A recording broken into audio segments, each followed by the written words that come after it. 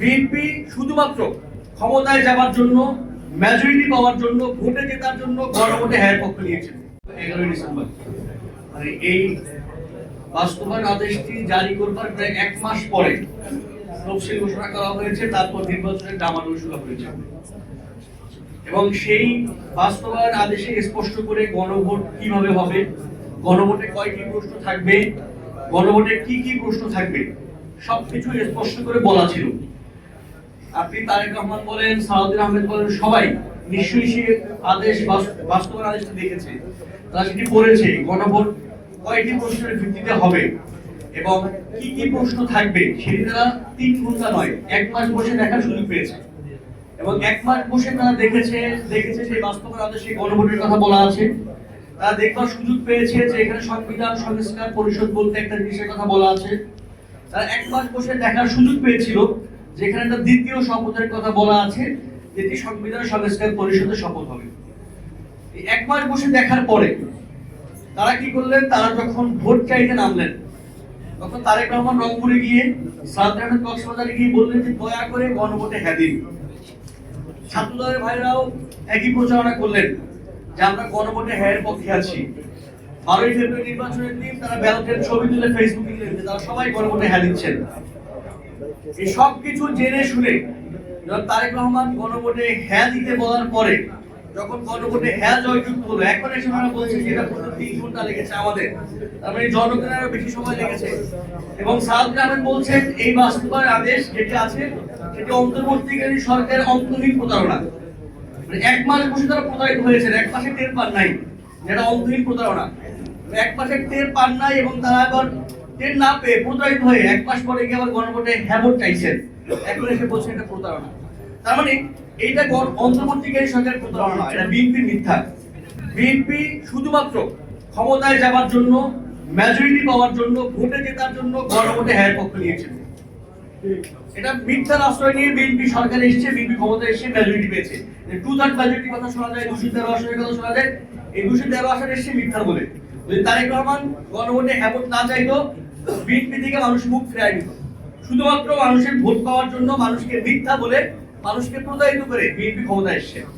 দ্বিতীয় আলোচনা, বিএনপির 31 দফা, বিএনপি তাদের যে নির্বাচনের ম্যানিফেস্টো তার থেকে 31 দফার প্রচারণা, মার্কেটিং এবং বেচা বিক্রি বেশি করেছে।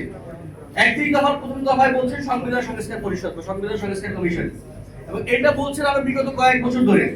তারেক রহমানের যুগান্তকারী এক পদক্ষেপ হিসেবে এটাকে নানাভাবে বলেছেন বিএনপির সকল বুদ্ধিজীবীরা, অ্যাক্টিভিস্টরা। এবং এই এতদিন ধরে সংবিধান সংস্কার কমিশনের আলোচনা বেচার পরে এখন এসে তারা বলছেন সংবিধান সংস্কার কমিশন বলতে কিছু হবে না, হবে একটা সকল ট্রেডিশনাল সংবিধান সংশোধনী কমিটি, যারা সবসময় কিছু অ্যামেন্ডমেন্ট নিয়ে আসে।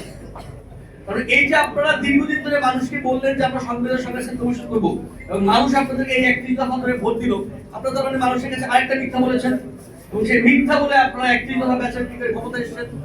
তার মানে বিএনপি যে ক্ষমতায় এসেছে, বিএনপি মিথ্যা বলে ক্ষমতায় এসেছেন। তারেক রহমান মানুষের কাছে মিথ্যা বলে, মানুষকে মিথ্যা আশ্বাস দিয়ে যে 2/3 যে সকল মেজরিটি শোনা যায় সেই মেজরিটি পেয়েছে। এবার দ্বিতীয় আলোচনা দেখেন, বাংলাদেশের সংসদে যেখানে রাজীব মুমিন ভাই আছেন, ওনার সংসদ দেখেন, একটু চার্লি চ্যাপলিন এসেছেন। তারেক রহমান নাই, চার্লি চ্যাপলিন হয়ে গেছেন। মুখে কিছুই বলেন না, শুধু হাত দিয়ে টেবিল চাপড়েন আর মুখে মুখে হাসেন, আর কিছু করেন না। ওনার পাশে বসে ওনার স্বরাষ্ট্রমন্ত্রী সালাউদ্দিন আহমেদ 30 মিনিট ধরে সংসদ সদস্যরা আছেন, মাননীয় সংসদ সদস্যরা, তারা কি সংবিধান পড়ান, এইটা পড়ান, সেটা পড়ান, উনি মুখ দিয়ে কিছু বলেন না। আপনি রংপুরে গিয়ে বলেছেন দয়া করে গণভোটে হ্যাঁ দিন। এখন আপনি মুখে বলুন যে সংবিধান এই যে জুলাই সনদ বাস্তবায়ন আদেশ, এটা কি অন্তহীন প্রতারণা নাকি এইটা সরকারের অন্তর্বর্তীকালীন সরকারের ভালো পদক্ষেপ ছিল? আপনি যে গণভোটে হ্যাঁ দিতে বলেছেন, এখন অধ্যাদেশ বাতিল করতে চাইছেন, এই দুইটা আপনার কোনটা আপনার পজিশন সেটা আপনি মুখে বলেন না। চার্লি চ্যাপলিনের মতো শুধু বসে থাকেন, বসে বসে টেবিল চাপড়েন আর মুখে মুখে হাসেন। এবং এই যে তার মানে তা এখন আগে মিথ্যা বলেছেন, এখন মানুষের কাছে ধরা খাওয়ার বলে কোনো কথা বলছেন না। এবং পুরো বিরোধী দলের নেতা কথা বলছেন, বিরোধী দলের চিফ হুইপ কথা বলছেন, সবাই কথা বলছেন, কিন্তু তারেক রহমান বলছেন না যে আসলে তিনি গণভোট কি করতে চান, এই জনগণের ব্যাপারে তার মতামত কি, এই কথা তারেক রহমান বলছেন না। এবং বলছে কি যে এই অন্তর্বর্তীকালীন সরকার নাকি এনসিপি আর জামাতের সরকার ছিল, ফলত এই যে জুলাই সনদ বাস্তবায়ন যে আদেশটা আছে এটা বলতে এনসিপি এবং জামাতের বাস্তবায়ন আদেশ, এটা অন্য কেউ ছিল না। এবং মানে মজার ব্যাপার কি যে অ্যাটর্নি জেনারেল তাদের অ্যাটর্নি জেনারেল এইরকম নানা রকমের আইনি যে কলা কৌশল সেটাতে রাষ্ট্রকে বিভিন্ন পরামর্শ দিয়ে থাকেন। অ্যাটর্নি জেনারেল বলছেন যে নাহিদ ইসলাম যেই বলে শপথ নিয়েছেন তিনিও নাকি সেই বলে শপথ নিয়েছেন, অথচ নাহিদ ইসলামের 2 দিন আগে শপথ নিয়েছেন। নাহিদ ইসলাম শপথ নিয়েছেন 8 আগস্ট, উনি শপথ নিয়েছেন আগস্টের 6 তারিখে এবং উনি বলছেন যে উনি নাকি নাহিদ ইসলাম শপথ নিয়েছেন বলে শপথ দিয়েছেন। উনি নাহিদ ইসলামের 2 দিন আগে শপথ নিয়েছেন। অ্যাটর্নি জেনারেল ওনাদের রাষ্ট্রের সর্বোচ্চ আইনি কলাকুশলী ওনারা এসে এখন বলছেন এটা নাকি এনসিপি আর জামাতের আদেশ ছিল। যাই হোক, আমি সর্বশেষ কথা বলি, প্রত্যেক জেনারেশনে একটা পলিটিক্স থাকে। আমাদের 1971 যে জেনারেশন ছিল তাদের একটা পলিটিক্স ছিল, তারা মুক্তিযুদ্ধ পেয়েছিল, তারা সেই পলিটিক্সে ব্যর্থ হয়েছে। তারা 71 পরে 72 যে সংবিধান রচনা করেছে, এই সংবিধানে একমাত্র মুজিববাদীরা শুধুমাত্র ড্যাব থেকে একজন ছিল ভাষা থেকে পারে, ড্যাব থেকে কিছু প্রজাতন্ত্রের এখান থেকে শুরু হচ্ছে, কিন্তু বাকি সবাইকে বাদ দিয়ে একটা সংবিধান করেছে। সেই সংবিধান করবার মাধ্যমে ওই জেনারেশন তাদের পলিটিক্সকে নষ্ট করেছে। 90 জেনারেশন গণঅভ্যুত্থানের মাধ্যমে যে অবাধিত সুযোগ পেয়েছিল তারা সেটাকে নষ্ট করেছে।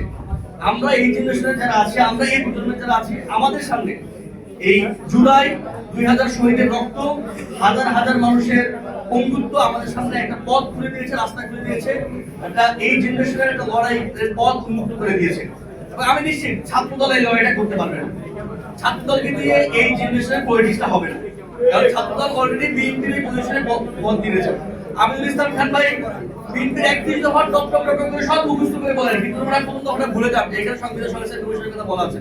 তার মানে ছাত্রদল এই পলিটিক্সে এই জেনারেশন পলিটিক্স করতে পারবেন না। যেমন করে 71 এর পলিটিক্স থেকে ছাত্রলীগ তারা ভুল পলিটিক্স করেছে, মাইনাস হয়ে গেছে। সুতরাং এই জেনারেশন পলিটিক্সটা আমাদের করতে হবে। আমরা সেই ব্যাপারে দৃঢ় প্রতিজ্ঞাবদ্ধ, সংকল্পবদ্ধ। আমরা গতকালকে আমাদের ছাত্রশক্তির পক্ষ থেকে একটা হোটেল বৈঠক করেছে, এখানে আলোচনা কেউ সেখানেও ছিলেন। আজকে ছাত্র শিবির করছে, তবে এসির মধ্যে বসে আছি, বেশি দিন এসির মধ্যে বসে থাকবো না। এরপরে রাজবাসী থেকে রোদের নিচে দাঁড়াবো। আপনাদের সবাইকে ধন্যবাদ। আল্লাহ হাফেজ। অগ্রযাত্রা প্রতিদিন নির্ভীক প্রত্যয়ে উজ্জীবিত।